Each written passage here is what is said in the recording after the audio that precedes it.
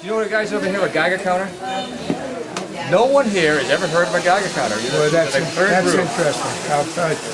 Named after an old guy named Geiger, obviously, and it measures radiation. Haven't you guys ever seen on the old Saturday night show, like an old 1950s or 60s science fiction movie where the monster comes out of the swamp because it's been radioactive? And there's always a guy, he's glowing, and there's usually a guy holding one of these things to measure radiation. That's what a Geiger counter does. So the first thing we'll do is we'll see how it works. Then we can talk a little bit about radiation. So you see the little dial going, and now you hear the click every now and then, right? Every time you hear a click, this detector is measuring a particle of radiation. So right now, there's radiation all around us. You hear that click?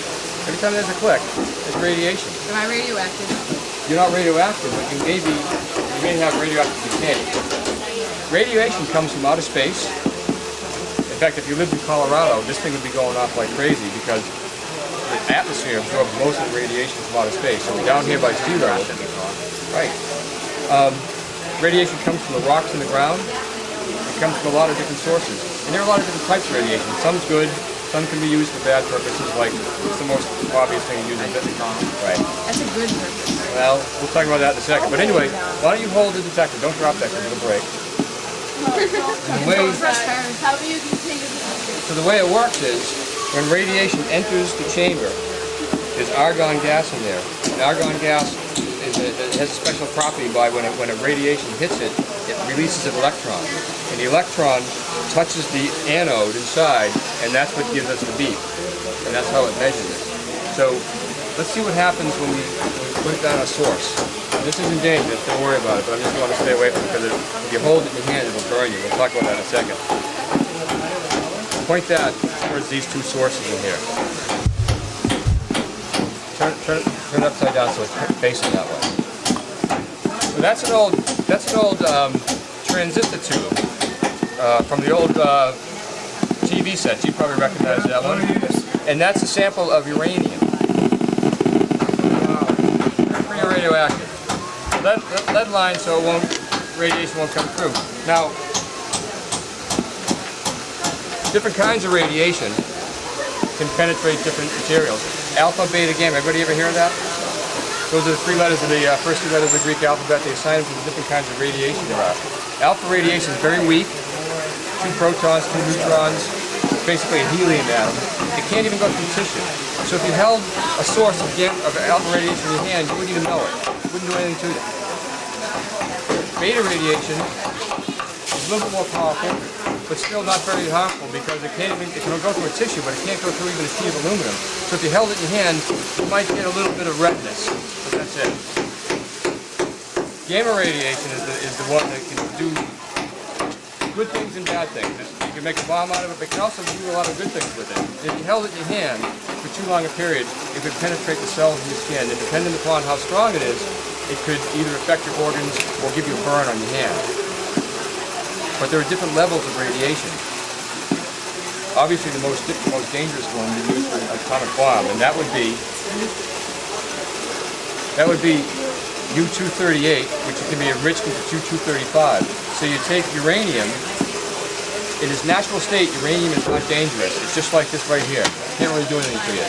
But if you enrich it and put more protons into it, now those can split off and create energy. So you get U-235 when a stray electron or proton hits it, it splits into energy. And that energy gives you a bomb, or what else can it give you? What can you use a splitting of an atom for that's good for you? That's good. Well, some people think it's good. I think it's good. Nuclear power. You guys ever see a nuclear power plant? The nuclear power plant creates electricity just like every other power plant does. It creates steam. Steam turns a turbine. The turbine gives us electricity. So it's just how you create the steam that makes a difference. If you have a coal plant, you burn coal to create steam, just like you just heat up water. Well, in a nuclear power plant, you use this same reaction, splitting of atoms, at a much slower rate than a bomb, and that splitting of atoms heats up the water, and that's what makes the steam to turn the engine, to turn the turbine. So it's very safe. The problem, of course, is what do you do with the leftovers? that's a whole nother subject. When you guys all grow up and become nuclear physicists, you can figure out what to do with that one.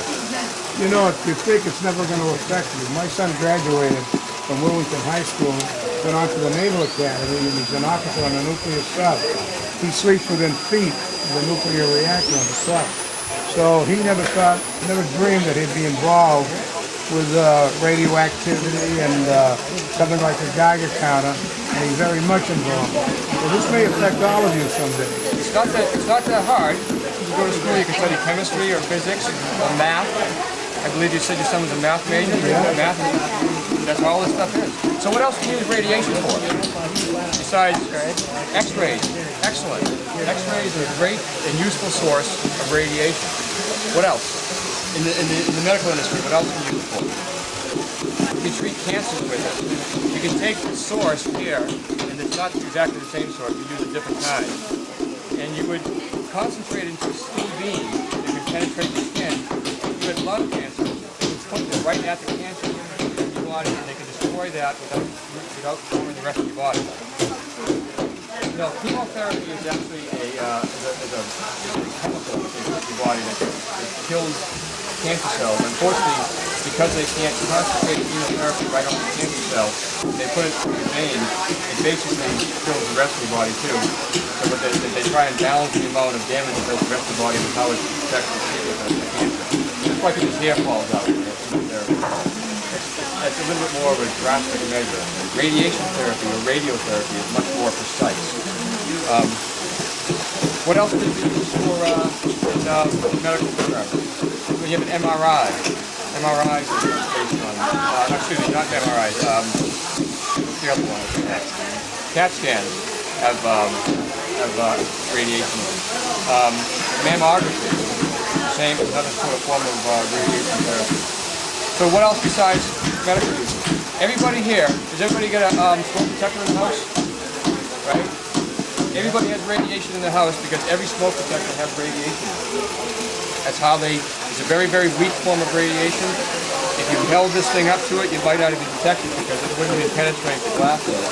So it's perfectly safe, but that's how everybody has radiation in the house. You guys all like fruits and vegetables? Most of the fruits and vegetables you eat nowadays have been irradiated to kill bacteria. So instead of washing them, which only does a partial job of cleaning them off, they actually irradiate them, and all the bacteria around them is killed. So when you eat them, you don't get salmonella, you don't get any kind of intestinal disease. What else can you do with it? I guess that's, another really interesting thing about radiation is, do you ever hear of carbon dating? So you can take a sample of something, you can find out how old it is. Well, carbon isn't the carbon that you have like on the black stuff carbon. This is carbon radiation. So what it does is everything has a decay rate, and it measures the decay rate. You guys ever hear of half-life? Everything that's radioactive has a half-life. Half-life is how long it takes for half of the radiation to disappear. So if it has a half-life of 10 years, that means that half the radiation is gone in 10 years. Spent fuel from a nuclear power plant has a half-life of 10,000 years, which makes it dangerous. But everything has a half-life, so if you can measure how much radiation is left, look at how old it is. So radiation, in its many forms, is very, very useful to us. And it all started with this guy named Geiger. And you know, it's funny, if you go on YouTube, I saw this the other day, it's probably kind of boring, you wouldn't recognize it, but if you go on YouTube, there's a demonstration a guy did in a college, and Geiger's great-grandson was a student, and he called him down, and the guy said he was thrilled to meet him because it's almost like meeting like Albert Einstein. Geiger was one of the greatest physicists of all time, and he was the one who created this instrument which allowed us to know about radiation. So you guys can play with that if you want. Go ahead, and you can look inside of an old one. These are 1950s vintage. Check bought these on the internet. If you bought a Geiger counter nowadays, it's much slimmer and sleeker. It looks a lot cooler. But these old ones have, for us old guys. Yeah, I know it. We all grew up with pictures of these back in the old days. And you folks are getting quite an education. And you saw by the way, you saw the tube in here, right? Hold that up to the tube. You don't recognize this, but those tubes used to be in every TV set in the country.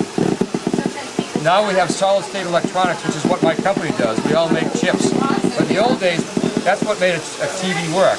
So in the old days, every TV set was radioactive. Remember when you were a kid, they told you don't stand too close to the TV? That's right. And that's why they told it to you, because if you stood too close to the TV, there's probably 30 or 40 of these inside the TV. Everybody was afraid that you might get hurt. But it turns out you wouldn't because the radiation isn't strong enough. But you'd have to sit on the TV for like 3 or 4 days before we even give you a burn. Thank you. Great. Yep. I am winning. What do you think will happen now? I want to make one of these. Yes. There you go. Alright. I'm going to play the buzzer thing again. Yes, it makes me happy. Alright, ready? Kaylee, listen to this. Give her the floor. I need a battery. No, Kaylee, listen to this. Can I have one of these? No, wait. Oh. Can I have a battery? Alright, ready? Brace yourself.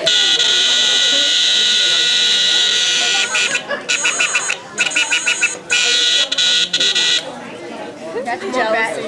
Attach 5 batteries. Can I put another battery on it? It's gonna be louder.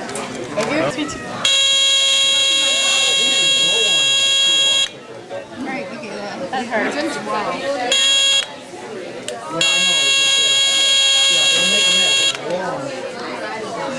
Too many. That's too many. Alright. Where's my safety glasses?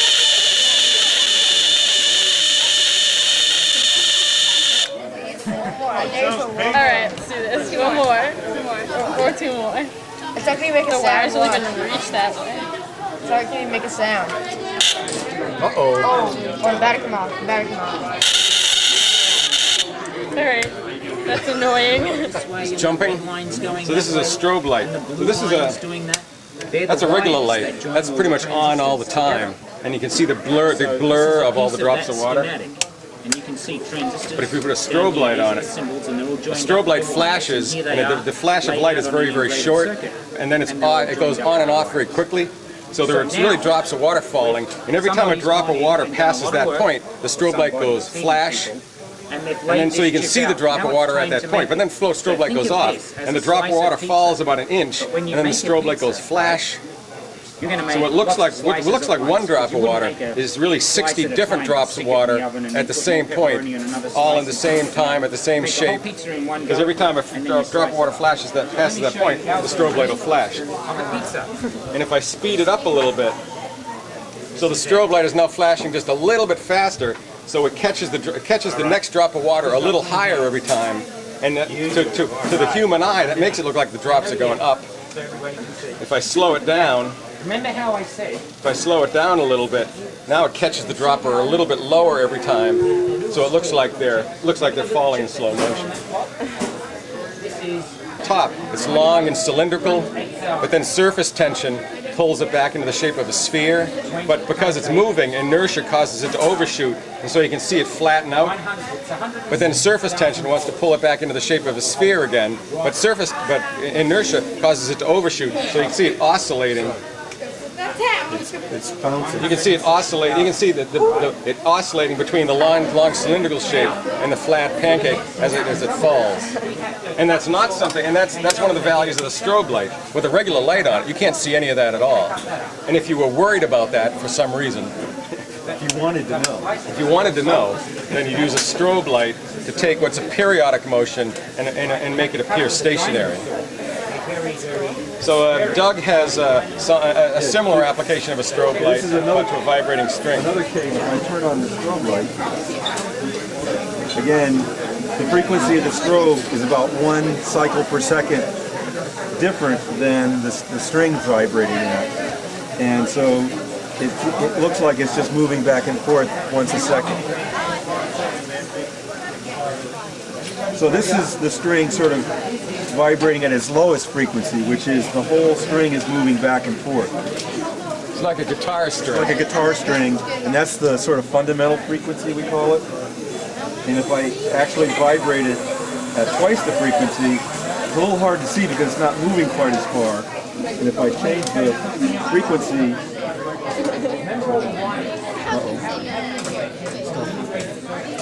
I broke something. Come on over. We have to round up the troops. All right, so what we're going to talk about here is why it took a whole team of people 2.5 years to design this little guy, which is an integrated circuit. So have any of you ever seen integrated circuits before? Maybe you dropped your cell phone and it all opened up and you noticed a whole bunch of things in it that look sort of like that. Yeah. Seen them before? Ever wondered what's inside? So what's inside there is a silicon chip containing transistors and resistors and capacitors and all kinds of components connected together. And I have here an example of a chip where we put some nitric acid on the top of the plastic and we ate it away, and it shows the integrated circuit contained inside these things, right? So now what we're going to do is talk about what it takes to design an integrated circuit. So imagine for now you guys are all electrical engineers. School is over, you've all got your degrees, life is good, you're out there working away. And we're going to design one of these chips. Now, there's a lot of technology that's in here, and even though this is very small, you're going to find that a team of dozens of people will be working on this. So let's take a look at the design. I'm going to put my eyeballs on here. Okay, so this is this chip right here. Now we're schematic of the chip, the circuitry that's going inside here. So this chip is this thing here. Let's double click on that. That was the package. Inside the package is this chip. So again, the previous thing was a package. This is the chip in there. Now we're going to go into the chip, and we're going to see an analog section, a digital section, and a read-only memory section. And now we start dividing the problem up into small pieces. So there might be a whole team of people who work on the analog section, a team of people on the digital and the ROM. Let's just pick on the analog section. Here we see we've broken the analog problem up into 1, 2, 3, 4, 5 pieces. So there's going to be maybe 5 teams of people working on this. Let's pick on one of those pieces. And we'll see we still have to break it down into 1, 2, 3, 4, another 5 pieces. We keep dividing the problem so that we finally get to the point where 1 or 2 people can work on it together, because it's very complicated. You can't do it on your own. So we're going to pick on this first one here, and we're still going to see that we need to divide it into bits. And we finally pick on this guy, and now we start to see all of the components joined together by wires and so forth. And now we can start designing these things. Now it's small enough for you to work on. So something like this is a piece that I worked on, and it took me about 2 months to design this. And you design it, you connect it all up, and you run circuit simulators, and you run the simulators, and you know it doesn't work, and you've got to fix it, and you go back again, and you keep going over and over again until you get it right. And then when everybody gets their bit right, you put them all together, and now we can start to make the whole circuit. And so I have on the board over here, behind you, they're in there, but you still can't see them because they're too small. So we're going to blow even that little section up. And over here, now this is a blow up of a little piece here. This is 3 million times bigger than the same little speck in this microchip in that area down there. And when you finally get to that level of magnification, you can see that here's a transistor, and you can see all these green and red and blue wires. They're connecting all of those transistors together.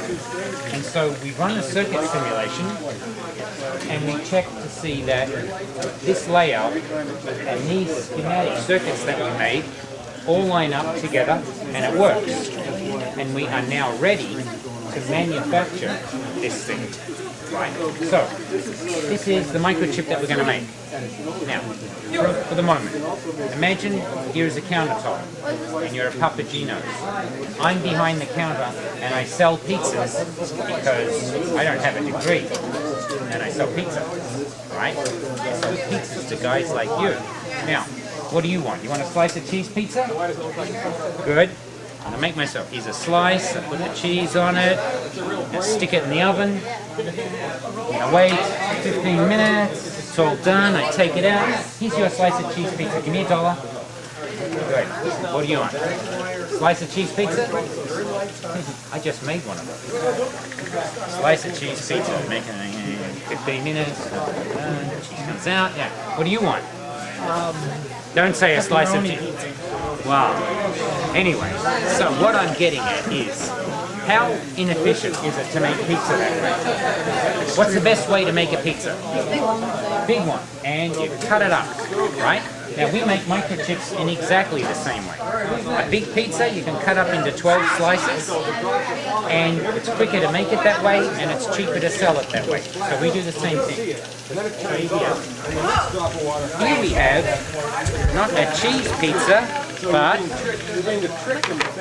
a silicon pizza. Right? Now, see that little microchip there? Notice that there's many of those on there. Can you see it? So who's got clean hands? I use sanitizer. Huh? I use sanitizer. All right. I washed it. Oh. Now, that microchip there, when it's packaged, show it here, we sell that for $20. Now, there's 8,000 microchips on this thing. So I want to find out what 8,000 times $20 is. Can we figure that out?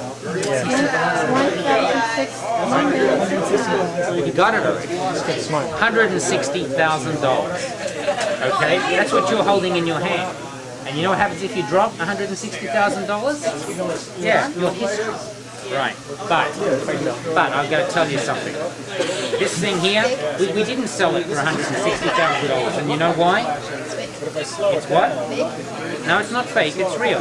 What happened was one of the bits, remember we went to the schematics, you know, you're working on this bit and you're working on that bit, somebody screwed up, right?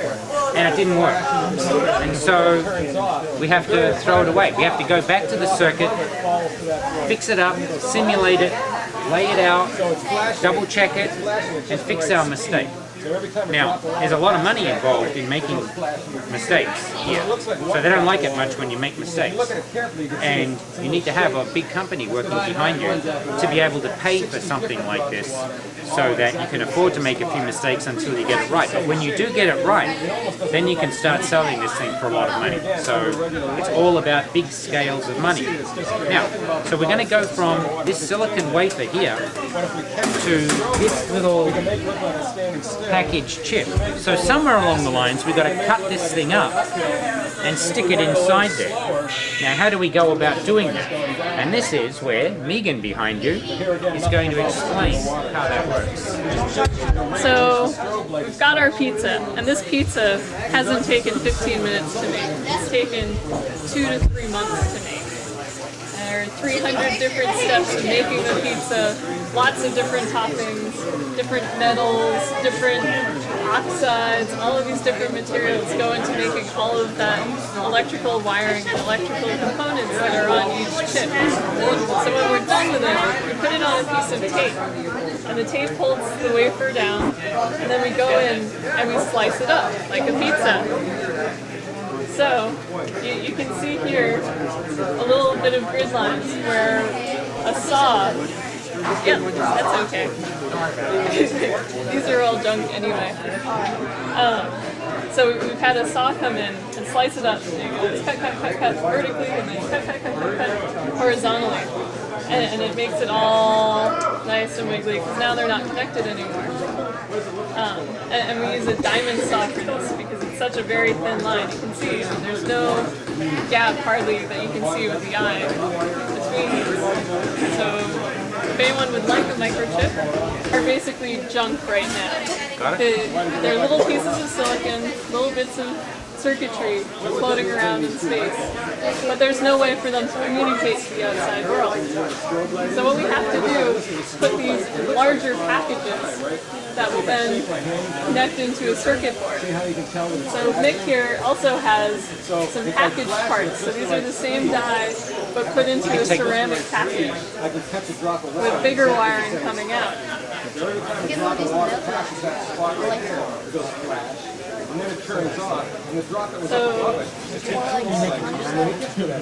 So this is a bigger version of what you have in your hands. All of the pins are on the back on this one.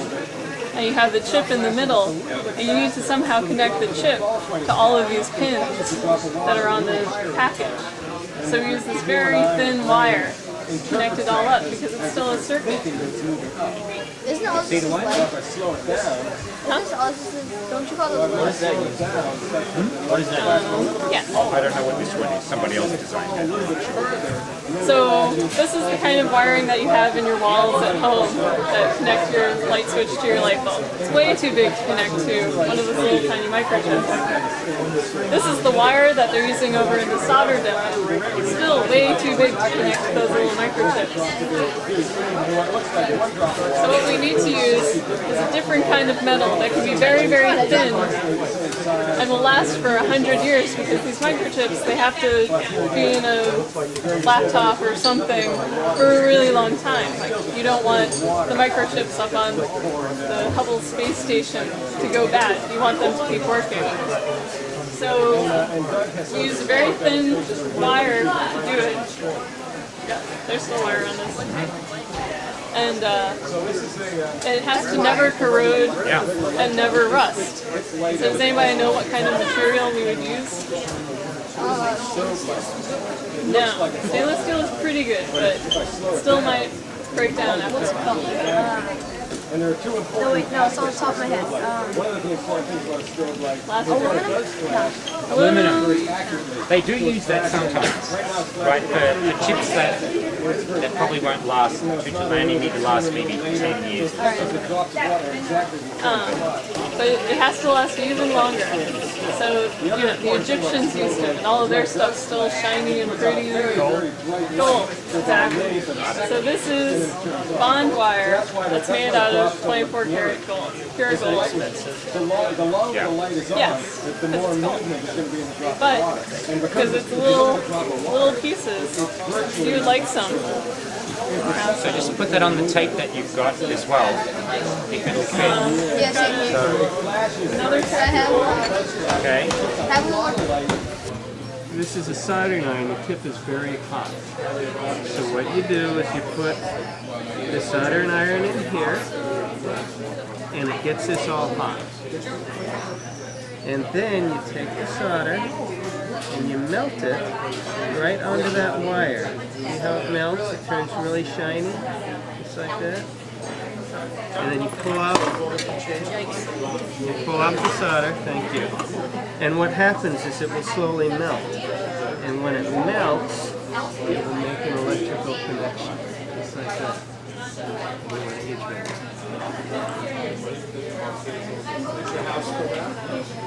Stick it in the hole, push it in. There you go. Put the solder onto the metal that you want to solder. Good job. Wait for it to get hot, so it'll get hot slowly. And as soon as it does, the solder melts. You know it's melting? Put a little bit more on. Now that's enough. Take out the soldering iron now. Very good. Now you let it cool. And try to move the wire now. See how it's connected? It's an electrical connection. Now what we're going to do is we're going to take it off. So we're going to take this, actually before we do that, we're going to take this. This is a solder socket. So it's trying to get all that solder away. So we're going to go, we're going to cock it.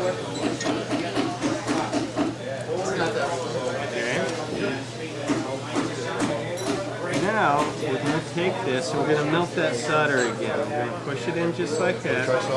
And you're going to see it go shiny right here. See when it goes shiny? And then we're going to put this right on the solder. just like that. And we're going to hope that it sucks the solder away, which it did. Solder sucker is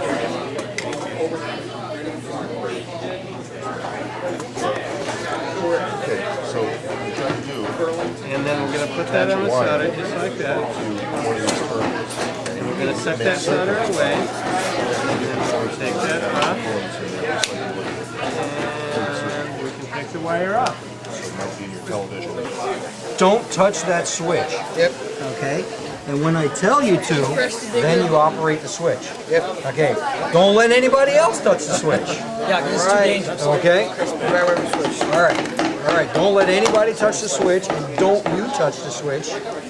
This is a rather dramatic. Which is what we want. All right. Okay. Are we ready? Okay. Now you can operate the switch. Okay. All right. Okay. Now wait a second. Wait for it. Wait for it. The nail. Oh, look, it's smoking. Don't get it. The nail is smoking hot. Just don't get too close. Okay. No, you can get a little closer than that. Well, I don't want him getting burned. He's not going to get burned. Okay. It's taking. Okay. It's going. It's going. Yeah. Here we go. Here we go. Well, look, the nail's turning red. Whoa. was possible. Yeah, well, it is. Look at this. Yeah. Oh, It's 2,000 degrees. there's the nail. The nail is getting hot. It's going to be Smoking. Okay. Okay. All right. Get ready. Get ready. You'll see. We did it in the No, dark. no, no. Don't stand there. It's okay. There's nothing going to happen. It's like a ritual. I haven't lost a kid yet. But the day is Well, gone. almost. Okay. My God. Whoa! Yeah, look at that. There's liquid iron. The nail is melting. You see it bubbling? You see the iron? It's liquid. It's going to start. The metal's going to start coming out of that now in a second. So be careful. Don't get too close. Alrighty. Look at that. You see the liquid? You see it bubbling?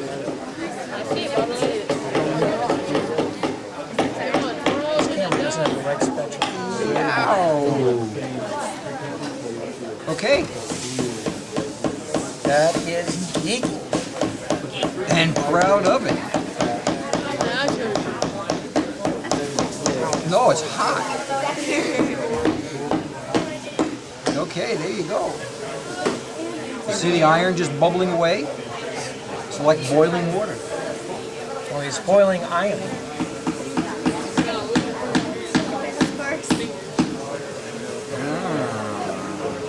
Wow, this is a good one. It is a very good one. Wow, that was a nice nail. Look at that. Holy cow. Look at it, it's all liquidy. Oh, there's something Be special. better with the lights on. There's something special about this. Whoa, watch it. Be careful. Be careful. Don't get too close. Honestly, like, it almost. The best experiments are always a little bit.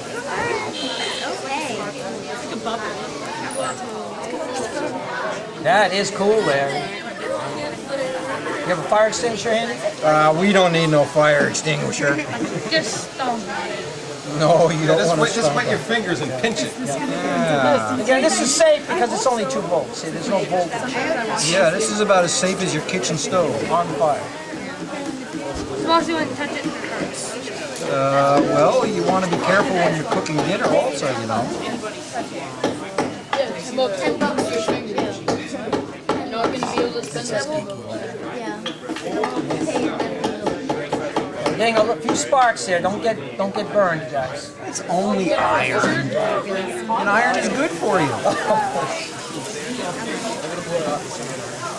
I think it's time to go. What do you mean it's time to go? No way. I'll stay here all day. There's a class. This is true. Yeah, no, that actually broke, and then you stuck it together, didn't you? And it's working again. It's like Second Life.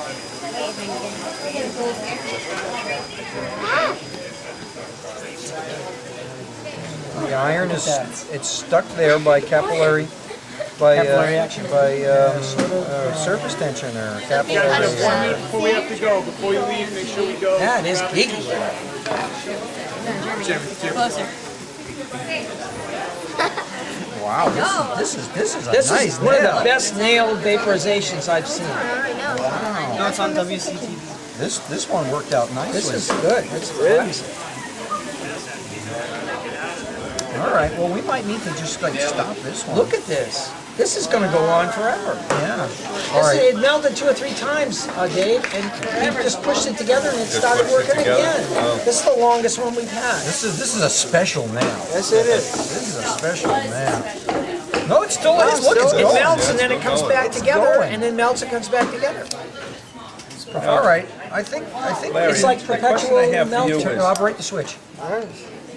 What causes that to melt so slowly?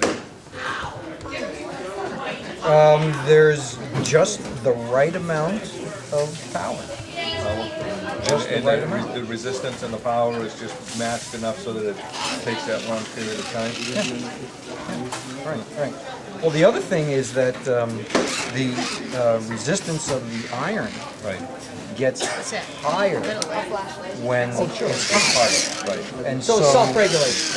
Right. So once it starts to get hot, then it sort of holds back and it doesn't explode. You guys get free shirts, don't forget your free Let's say, shirts. Careful, it's hot. Let's say if we change that to a That was good, Larry. That was the best. Free like a shirts. 20 penny nail or 30 penny nail, would it take that much longer, do you think, to actually make that melt?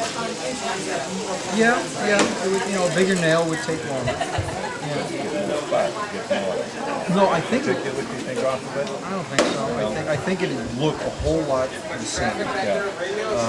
But it'd just take longer to get hot in the first place. It's certainly popular with the kids.